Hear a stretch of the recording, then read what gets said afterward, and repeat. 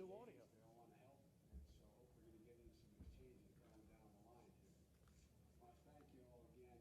Being in this important meeting. So thank you, thank you, thank you. And Governor Newsom, you're trying to make us feel bad. Listen to that magnificent background you have over there. And when I'm sitting in here in the White House, God love you. Anyway, it's good to see you all, really. Thank you. For years, the president has received a briefing at the beginning of the hurricane season, looking at the trends that are coming to get a sense of what's coming so that the country can be better prepared. And when I received that briefing this year, I asked for a second briefing that does the same thing, but now we're doing about wildfire season. And we know this is becoming a regular cycle, and we know it's getting worse. In fact, the threat of western wildfires this year is as severe as it's ever been. And I wanted to convene this group of governors, of western state governors, key members of my cabinet, FEMA leadership, and the leadership from utility industries and senior members of our White House team to make sure we're doing everything, and I mean this sincerely, we're doing everything possible to help you prepare for what's coming, and some is already there. The truth is we're playing catch-up. This is an area that has been under-resourced, but that's going to change if we have anything to do with it. We can't cut corners when it comes to managing our wildfires or supporting our firefighters. And this briefing is going to be an annual event to make sure we're focusing on preventing fires, the fire threats in the first place, as well as responding when they arise. But right now we have to act and act fast. We're late in the game here. We're remembering the horrific scenes from last year. Orange skies that look like end of days, smoke and ash that made the air dangerous to breathe, more than 10 million acres burned, billions of dollars in economic damage, families that lost their homes and everything they own, and too many lost lives. And this year, there could be even tougher based on the weather patterns. You know, California and some other places, the drought conditions are twice that's what they were last year. And right now, we're seeing record heat in Portland and across the West.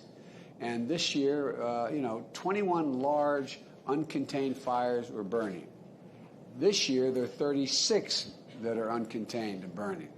There are already about 9,000 firefighters deployed across the region, from California to New Mexico to Utah and Nevada, and it's only June. I realize I'm preaching to the choir here. I know you all know this better than any other people in the country. The fire season traditionally lasts through October. But with climate change driving the dangerous confluence of extreme heat and prolonged drought, we're seeing wildfires of greater intensity that move with more speed, and last well beyond traditional months, the traditional months of the fire season. And that's a problem for all of us. Wildfires are not a partisan phenomenon. They don't stop at a county or a state line, or a country line for that matter. We need a coordinated, comprehensive response with all the federal government working in close cooperation to support you, the states. That's what this is about.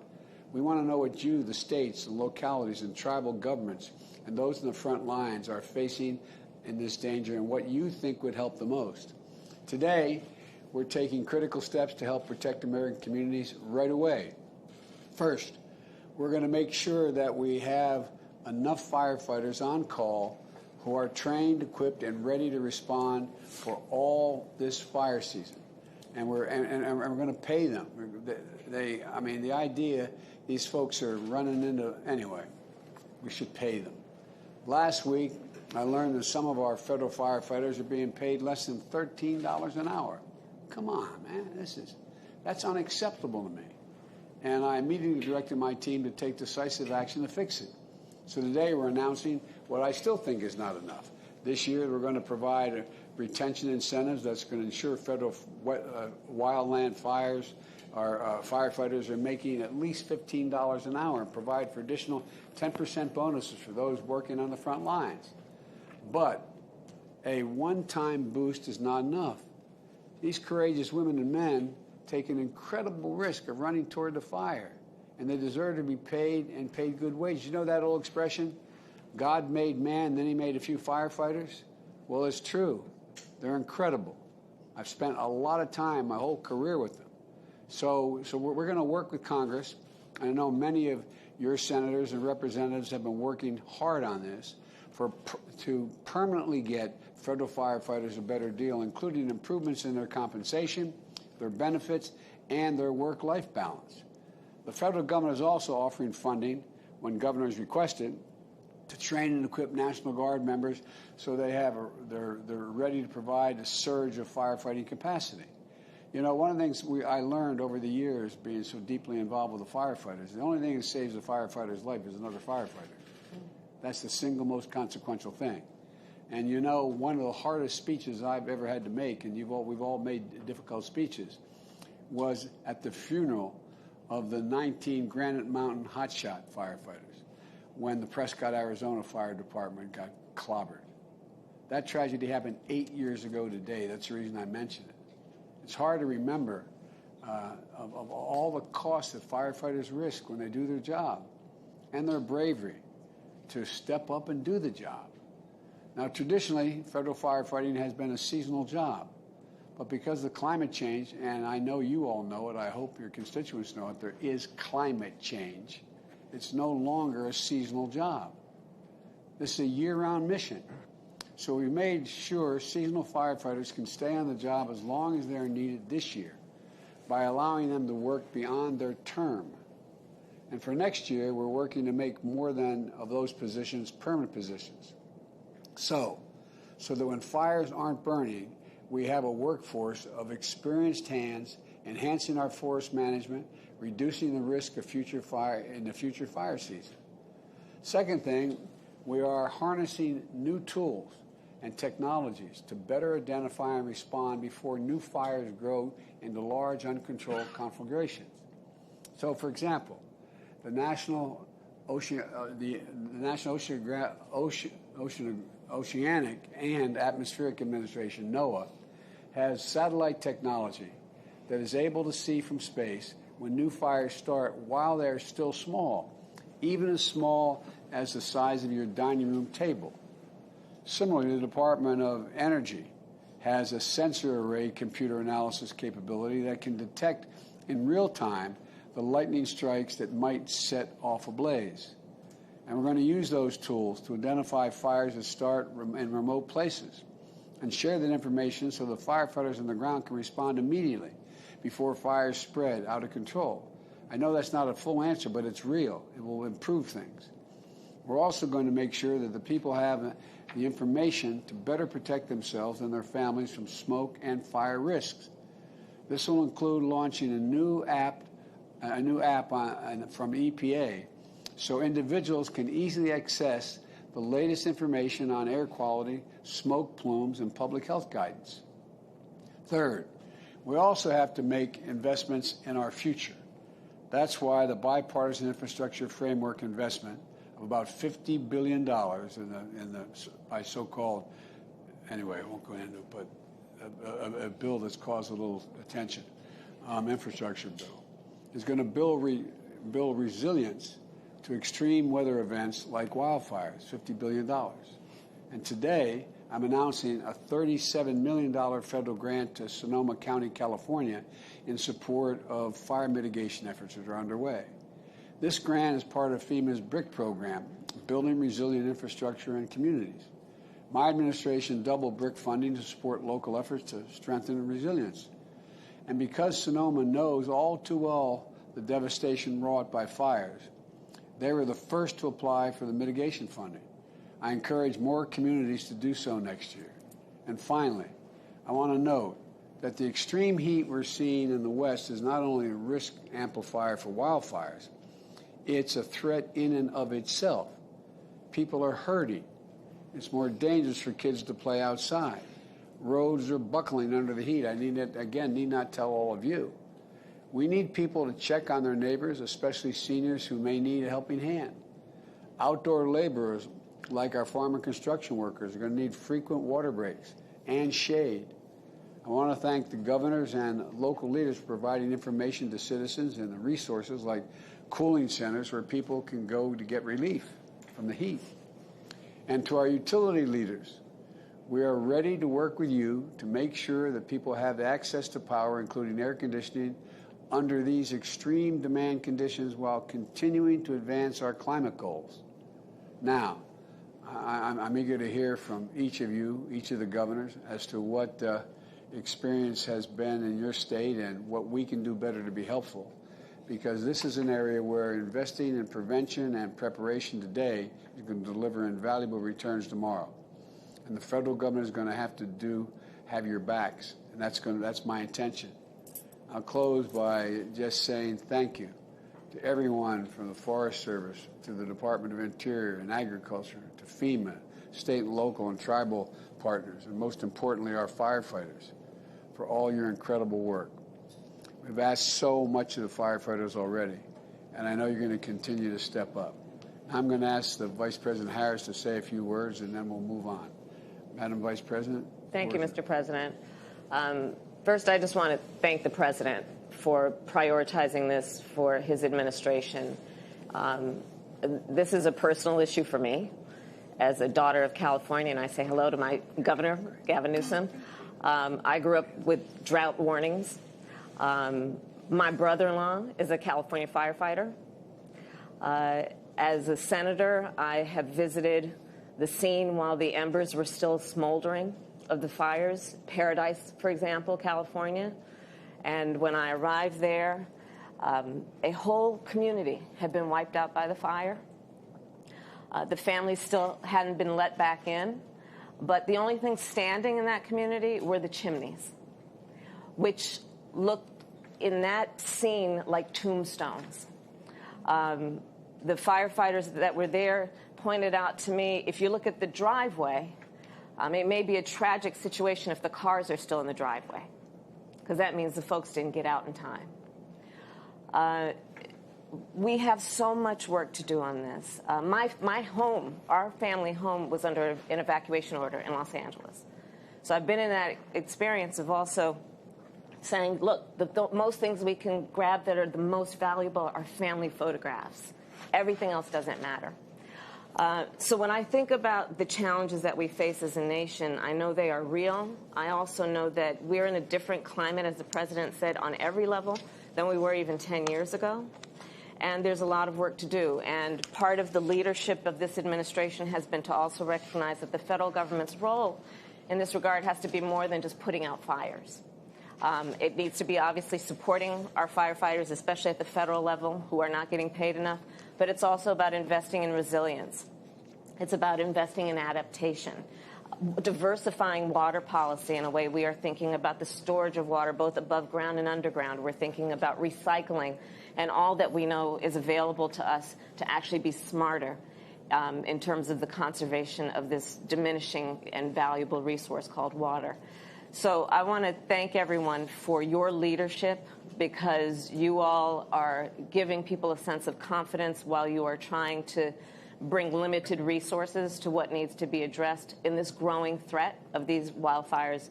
And the bottom line is that, as the President has said, his bipartisan framework for infrastructure is going to address a lot of these challenges, but there is other work to be done. And so I look forward to staying in touch with all of you. And again, thank you for your leadership.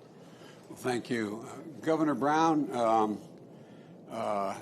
if you'd be willing, you could give us an overview of what the challenges are you Western governors are facing and what you think we should be doing and can do to help.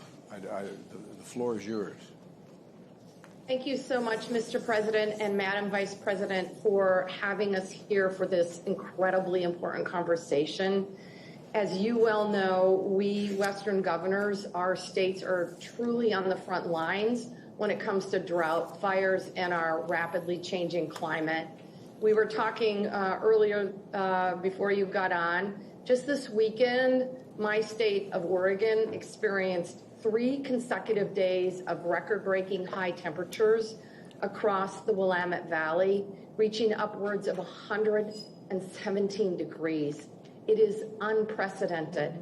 And unfortunately, it follows one of the most devastating wildfire seasons in our state's history. Last year, we had more than 2,000 fires that burned over 1 million acres. Entire communities were literally wiped off the map in minutes. We lost 9 lives, more than 4,000 homes, and nearly 2,000 other structures. As you well know, the impact on our communities and our local economies will last for years to come. Oregonians have been through a lot in the last 18 months. We've had 4 federal disaster declarations in my state since April of 2020. But what last year's fire season underscored is that most often those who can least afford the impacts are hurt the most. Our communities of color, our rural and low-income communities were disproportionately impacted. Our disaster preparedness and recovery services must be available to everyone, regardless of the language they speak, the color of their skin, their economic situation, whether they own a home or not, or their immigration status. Everyone impacted by a disaster should be eligible for FEMA assistance, including our undocumented families. It's absolutely the right thing to do. Our local communities are increasingly challenged to respond on their own to the disasters of the scales we are seeing. We've been preparing for this year's fire season by investing millions of dollars, shoring up additional resources and staffing at our Office of Emergency Management, so they then can support our local and our tribal partners. However, Mr. President, Madam Vice President, we still have a number of concerns. It includes whether there will be available wildfire and non-fire federal resources. We know as we're entering this wildfire season, our eastern counterparts are preparing for a very difficult hurricane season. And so we may not be able to rely on other regions to help out this year. And with that in mind, I do want to say thank you for approving our cost share adjustment related to our 2020 Labor Day wildfires at 100% for Oregon, treating this the same as COVID-19 and the same as what happened in Louisiana for their hurricane recovery efforts. I would also ask that federal individual assistance be approved for disaster mitigation activities for wildfire, just as FEMA recently approved for hurricanes. And then finally, and I just have to say gratefully, our Good Neighbor Authority, we have partnered with the federal government over the years to reduce wildfire risk on federal lands through collaborative processes, including prescribed burns, removing dead trees, and underbrush. With the recent passage of our state legislation, we have an opportunity to fund even more of these Good Neighbor Authority projects together. It's a win-win-win. It creates jobs, creates healthy landscapes, and reduces wildfire risk. And we have the dollars to invest now. So we look forward to partnering with you, and we are incredibly grateful, Mr. President, for your leadership. Back over to you. Well, Madam Governor, I'm not being solicitous when I say we're grateful for your leadership. I really mean it. And one of the things that I'd like to ask before we move on is what would you be looking for us to do at the federal level to strengthen this agreement to build off the lessons that, the Good Neighbor Agreement? And is there anything in particular that you've learned from last season that would add to the needs of this season? Well, you mentioned it in your remarks, Mr. President, making sure we have resources to train our National Guardsmen and women prior to fire season has been extremely helpful the last 2 fire seasons. This should be universal practice nationwide. It's incredibly helpful. We have relied on our National Guard every step of the way throughout the pandemic, and we certainly rely on them in support activities in firefighting. The other piece, and I see Chief Christensen there in terms of the Good Neighbor Authority, this has been extraordinary in our ability to put people back to work in our timber-dependent rural communities, in our ability to create healthy landscapes, and our ability to provide timber for the mills.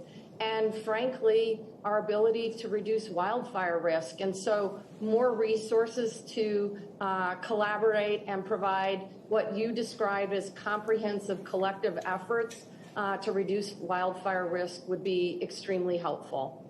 Well, we ought to get, not in this moment, but we ought to get, no pun intended, deeply in the weeds as to specifically what can be done. And I'd ask my appropriate cabinet members to be working with your people as to what we can do along those lines, because it seems to be self-evident that that makes a lot of sense. But we have a lot of other things to cover here, but I look to Dr. Sherwood. Are we moving? We're going to move shortly. If you want to ask any further questions of governors, or we can move with the press departing and we'll continue our discussion. Let me ask the Vice President if she has any questions, and or any cabinet member if they have any questions for the governor. What I'm interested in, it's really a follow-up to what the President asked. With each consecutive wildfire season, and they are growing in terms of the enormity, what are we learning, and how can the federal government address the challenges and the gaps that you have seen with each fire season in terms of the resources, but also the approach? And, for example, including the public education piece, including the piece that is about encouraging the private sector, where appropriate, to be engaged around resilience and adaptation. On the issue of water policy, what kind of resources do you need that are also preventative as well as reactive to the wildfires themselves? Governor Newsom, do you want to pick that one up? Yeah, no. Well, first, if I just may, a little indulgence, and thank you, Madam Governor and Madam Vice President. Mr. President, I've been waiting almost 4.5 years to hear a president say what you just said. It's profoundly important, every word you spoke, and I mean it. Look, it goes without saying, in California, we were engaged in a relationship with the federal government vis-a-vis the Vice President's question. It was more like sparring partners, not working partners. So we have an opportunity here to turn the page on the finger pointing and the rhetoric. We were debating raking policies, literally debating raking policies in this country in the last few years. But our eyes are wide open. By the way, I'm here in your forest, our forest, federal forest in Klamath and Siskiyou County, two of the largest wildfires that we've had year to date in this region. We were up here yesterday. Thank you, Mr. President. I didn't have to make a call to you to get the FMAG approved yesterday up here in Siskiyou County for the largest of the wildfires, the lava fire, which is a few miles away from me. But look, the hots are getting hotter. The dries are getting drier. The smash mouth realities of climate change are here, and they're here decades ahead of when we had anticipated. So across the board, we have to disabuse ourselves of the old timelines and the old frames of engagement. I mean, the seriousness of this cannot be underscored. We had last year a heat dome over the west coast of the United States, not just some of the one we're experiencing north of where I am, and Governor Brown and Inslee have experienced most acutely. But that led to 12,000 lightning strikes in 24 hours and 5 of the most destructive wildfires, 5 of the 6 largest in our history, concurrently in last year's wildfire season. We were burning up. We were choking up. We haven't just heated up. And I should just say this, with due respect to those that don't believe in science, you got to believe your own damn eyes. Observed evidence. You know, when you look at that thermometer, 117, 119 degrees up north, we were 123 down in Palm Springs 2 days ago, 111 just 48 hours ago. There's no Republican thermometer, no Democratic thermometer. These realities are here with us today. So, Madam Vice President, across the board, we can't just double down. That's old, stale rhetoric. We have to have a sense of intentionality and responsibility to radically change our vegetation forest management policies, our suppression policies, our pre-positioning policies, the strategies we're engaging the President just laid out on technology, strategies and opportunities to develop partnerships, not only with Interior and not only with FEMA, but with the Department of Defense, some of those new satellite technologies that have been around, but opportunities to engage in new partnerships with those satellite technologies. The mutual aid system has been stretched in this country. Governor Brown, how many times I called you last year for resources? Inslee, Sislak, Polis, all of you on there, thank you. But we're stretched. We were calling folks in Australia. We were calling folks in Canada. We had the pleasure of having folks, firefighters from Israel, come because we were that stressed. So, Mr. President, just in closing, forgive me for being long-winded. I just want to say this. Music to my ears. We got to pay our firefighters federally more because we don't have enough firefighters, period, full stop. Bureau of Land Management, same thing. We need to really invest in our human resources and the infrastructure that you have been preaching over the course of the last few weeks, because this is also an incredible economic opportunity to completely transform our economy and to get off of carbon, or at least drive it with a carbon-free engine, and to change the way we produce and consume energy. And so I just want to applaud you, final words, for recognizing not only this moment of urgency situationally, but the sustainable mindset to start thinking anew about how we can reimagine the future and not go back to the 19th century, but truly dominate the future. And your infrastructure program is a big part of that as well. These things are connected. And I just want to say we respect and appreciate your leadership. And we're just grateful and humbled that you took the time today to be with all of us. Well, look, Gov, this is, I'm not doing anybody any favor. I just think of if I were sitting in your seat or Governor Brown's seat, what I'd be, I mean, this is urgent. And